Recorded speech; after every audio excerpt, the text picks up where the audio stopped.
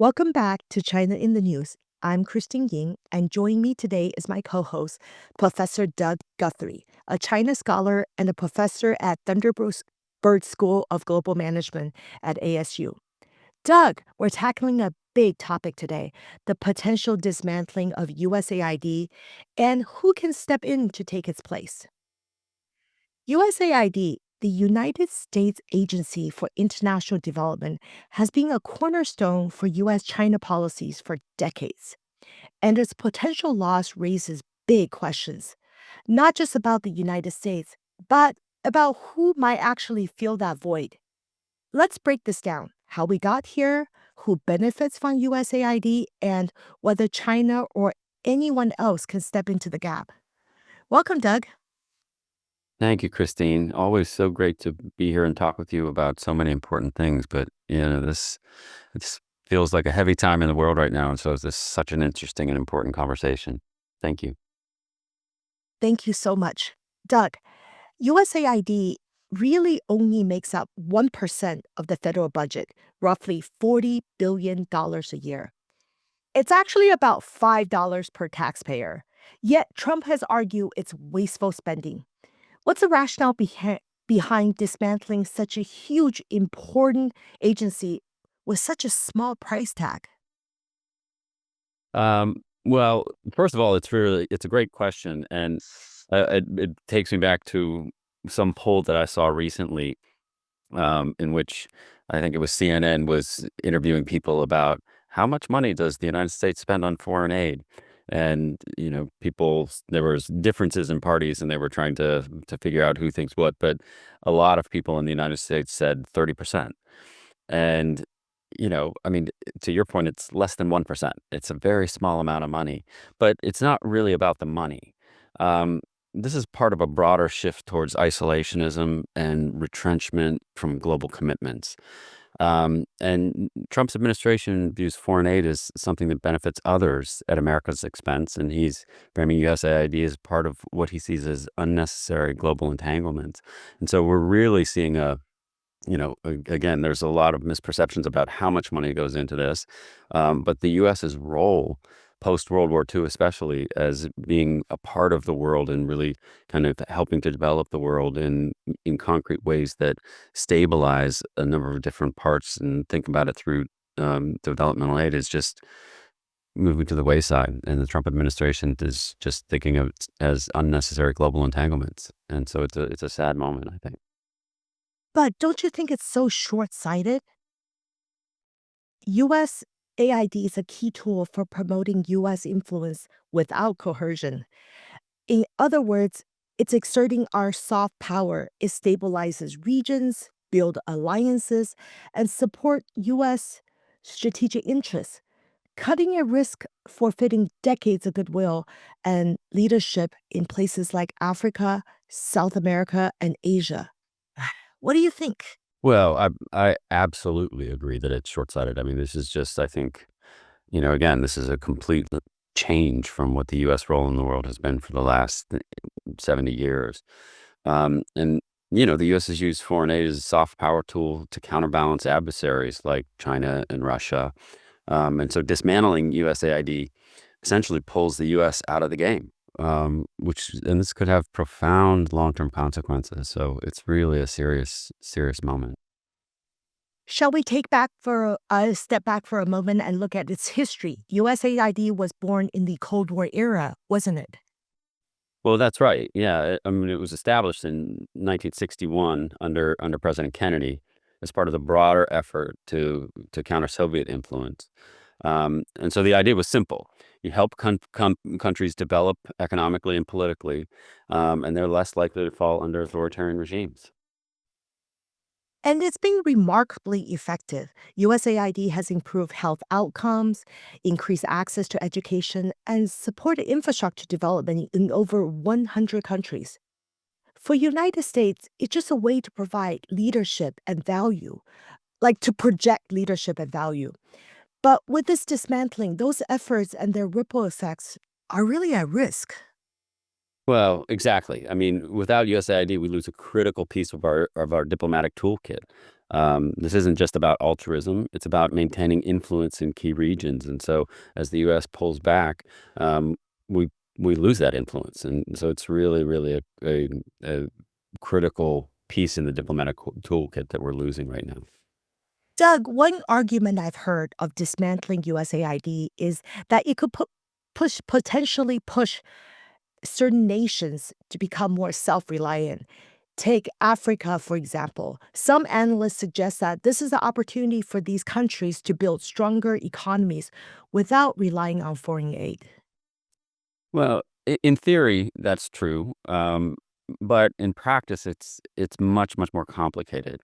So many African nations are already grappling with debt, weak infrastructure, and governance challenges. And without aid as a buffer, they risk falling further behind or becoming more dependent on other powers like China, the place that you and I study and talk about a lot.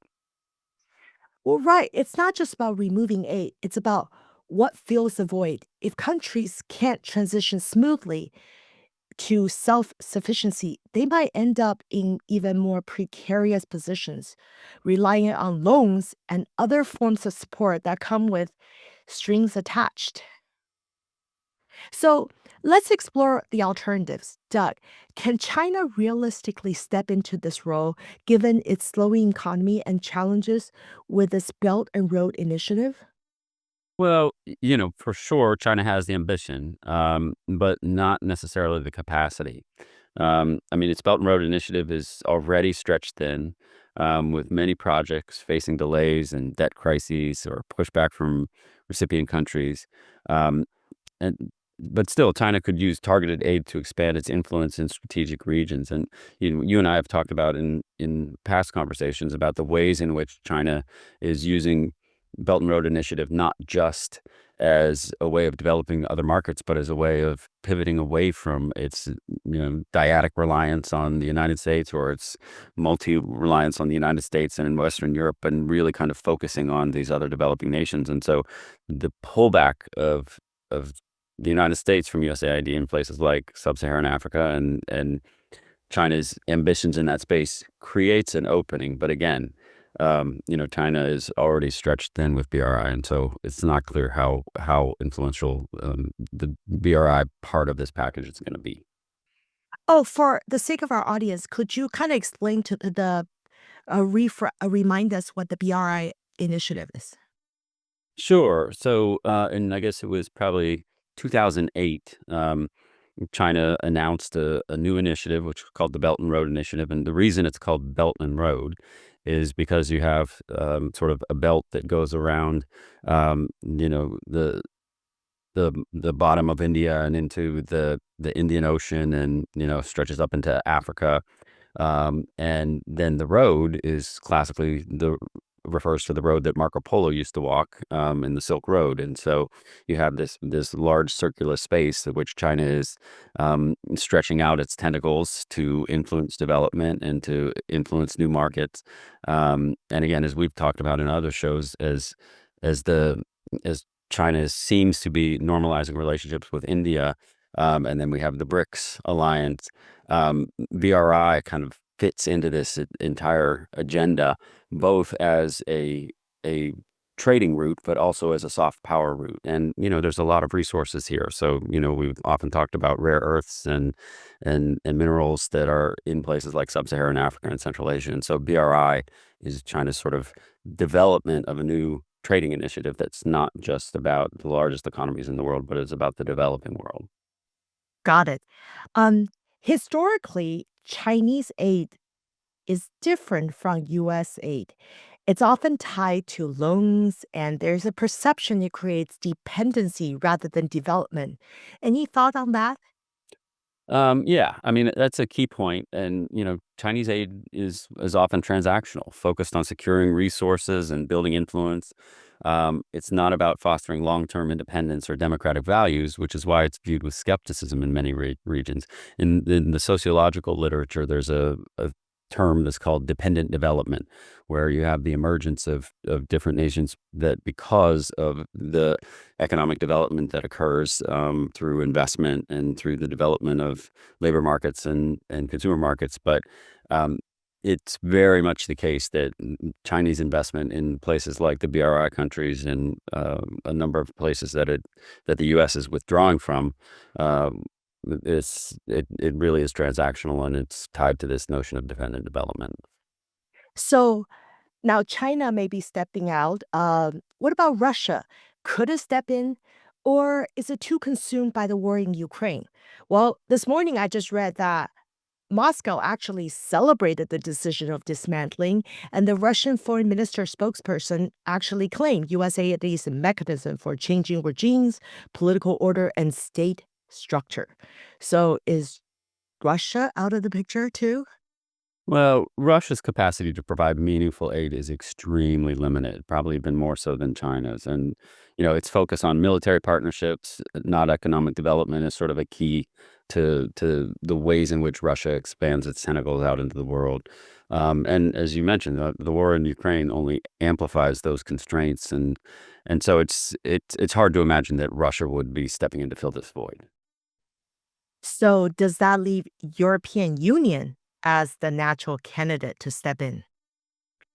Well, it's a good question. I mean, the EU has a strong commitment to humanitarian aid, but it's not structured to take on the global leadership role like the U.S. has done.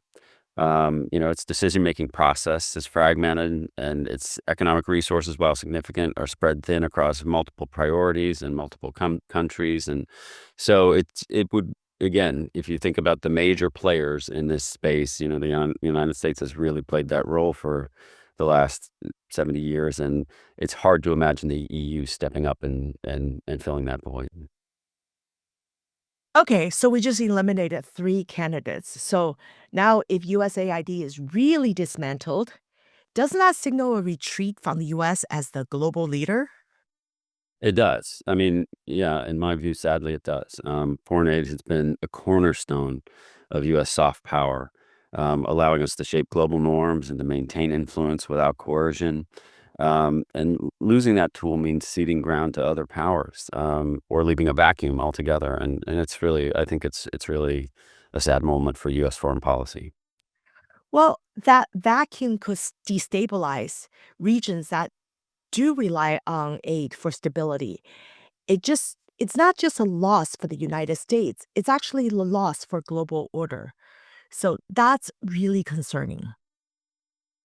It is. I mean, it's a tremendous concern, and so I think the question of like where that leaves us is really, we need to think about this deeply. It's a dangerous gamble, and the U.S. risks losing its role as a beacon of democracy and development, and long-term costs could far outweigh the short-term savings. And again, as we mentioned early in this conversation, even if the perception that we spend tremendous amounts of money and 30% of the U.S.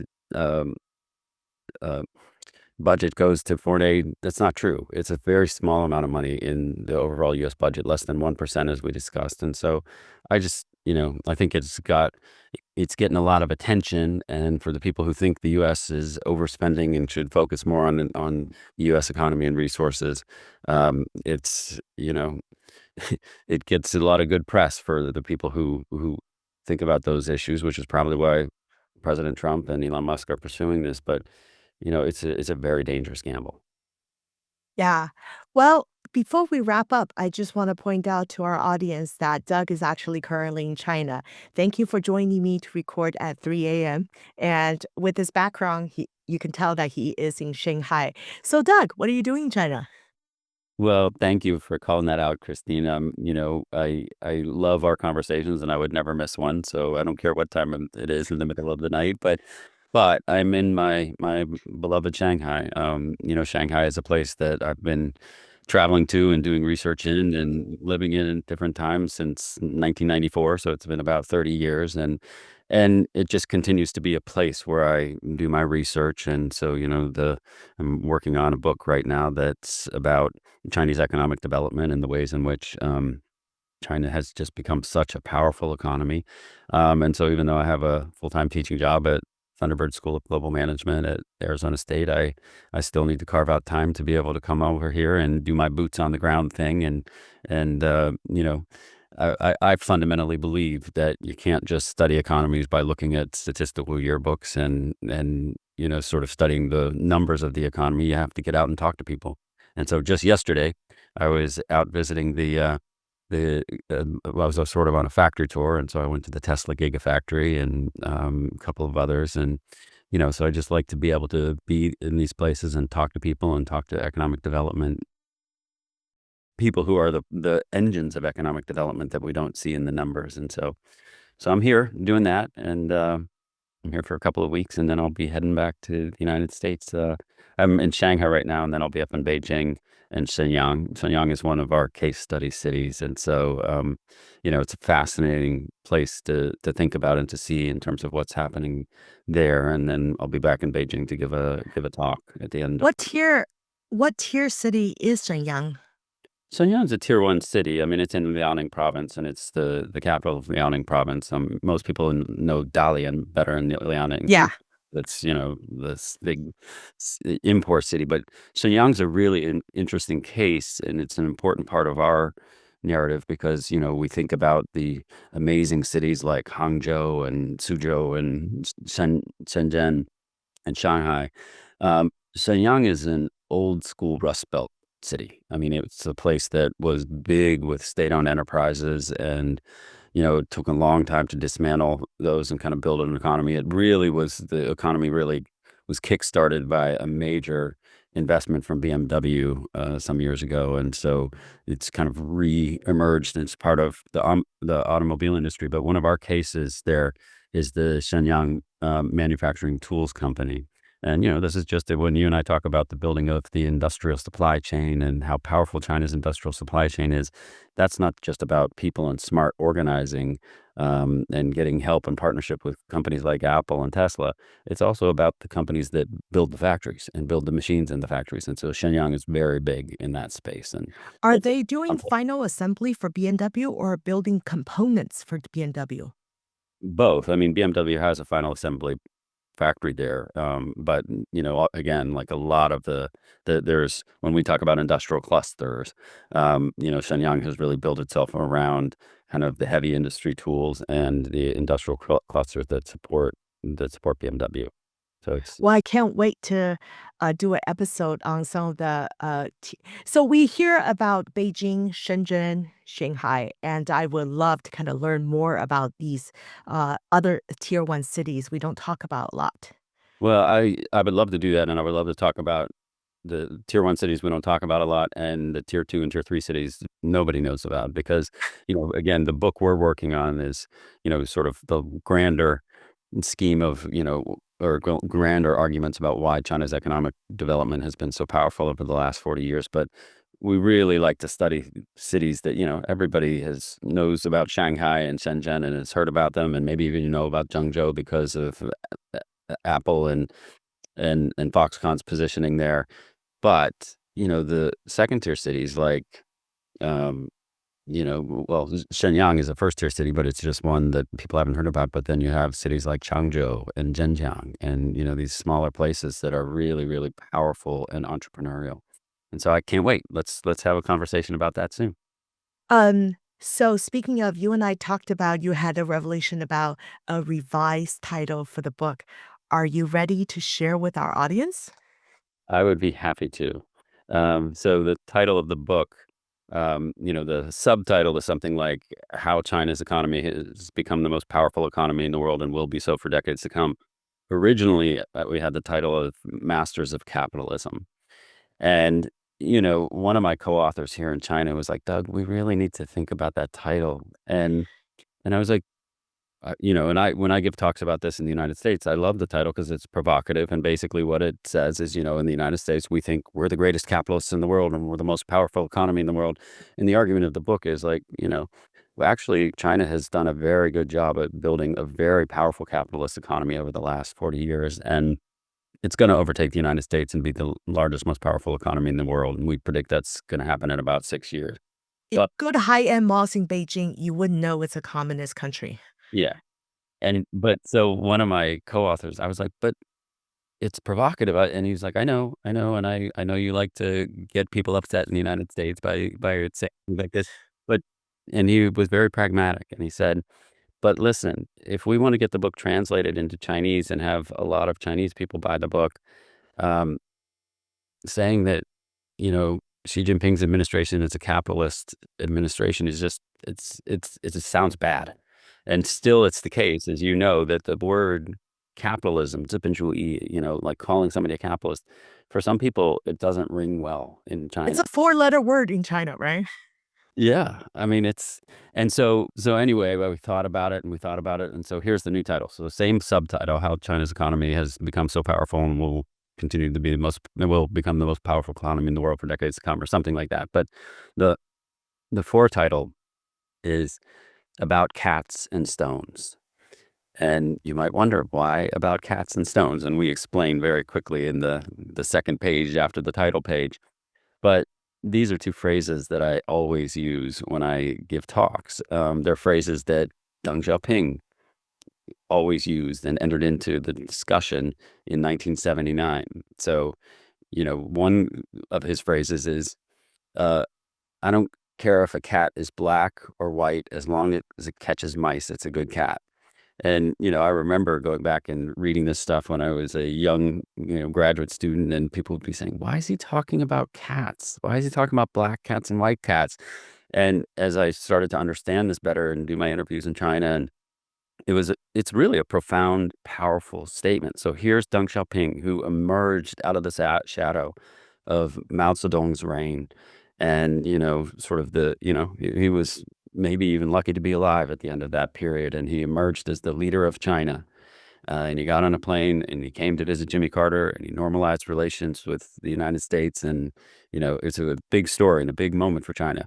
And then he's talking about black cats and white cats, but he's not talking about black cats and white cats. He's talking about capitalism and communism. He's saying, I don't care if it's a black cat capitalist or a white cat communist. All I need is for my people to be fed. My 800 million people who live in abject poverty right now need to eat. And so we need a cat that catches mice. So it's really a profound statement where Deng Xiaoping is early in the economic reforms is entering into the conversation. Capitalism, communism, I don't care. What I care about is economic growth. And so that's the first statement. And the second statement he always used was, people would say, well, what's the path? And this was, a time leading up to when Jeffrey Sachs and Janos Kornai were arguing for shock therapy and markets and, the big approach to economic transformation in communist societies. And Deng Xiaoping, people would ask him about this, and he would say, like, look, on the other side of this river is economic growth, but we are going to get there through Moshiguohe, feeling for stones to cross the river. So, again, I love that theory because it's very subtle and it's very cryptic, but it's powerful, right? We don't have an economic theory here in China. What we are doing is we're stepping on this stone as this water is running by us and we're in a torrent of rapids, and we're going to see how stable this is. And then we're going to step over here, and then we're going to step over here. And it's going to be a gradualist, pragmatic approach to developing a new economy. So the new title of the book is About Cats and Stones, Why China's Economy is the Most Powerful Economy in the World and Will Be for Decades to Come. So thanks for asking. Well, we'll make sure to include those two quotes from Deng Xiaoping in the show notes. So thanks, Doug. This has been an important and thought-provoking conversation. And that's all for today episode of China in the News. Please like, share, and subscribe. This will get our video out to a greater audience. And join us next time as we continue to explore the forces that shape our world, particularly U.S.-China relations. Thank you. Thank you, Christine. I always enjoy talking to you, and these are just such great conversations. So thanks for leading it. Talk to you soon. Thank you.